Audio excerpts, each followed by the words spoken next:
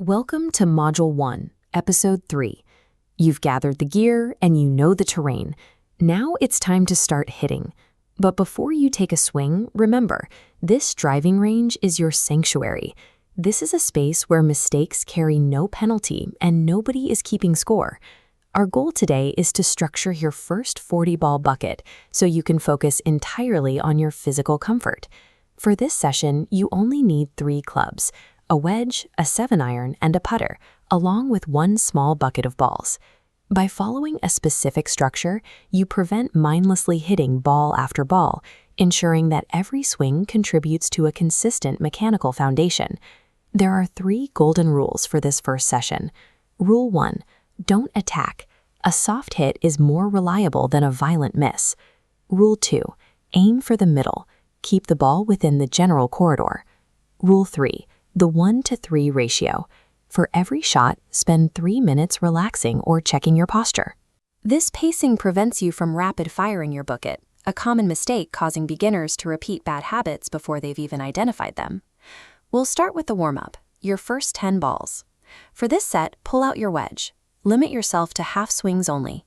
You aren't trying to reach the end of the range. You are simply moving the club.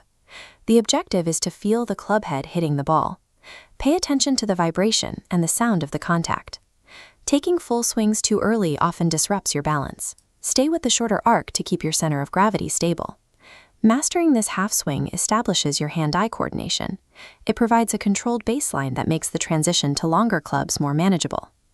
Now we move to the core of the session, the middle 20 balls. Switch to your 7-iron. This is where you work on your stance and alignment. It's about how you position your feet and how your body relates to the ball. Because the 7-iron is longer and heavier than the wedge, the 1-to-3 ratio is essential here.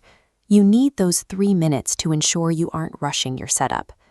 Between every shot, perform a full reset. Step back from the mat, look at the target, and rebuild your grip from scratch. If you hit a poor shot, resist the urge to immediately pull another ball over.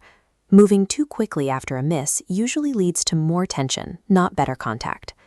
We will cover the specific details of stance and alignment in the next episode. For now, focus on the repetition of the setup. Treating every ball as an isolated event builds the physical patience and mental discipline you'll eventually need during a full round of golf. For your last 10 balls, we enter the cool-down phase. You can either use your putter on the practice green or stick with your wedge. If you stay with the wedge, take slow, gentle swings.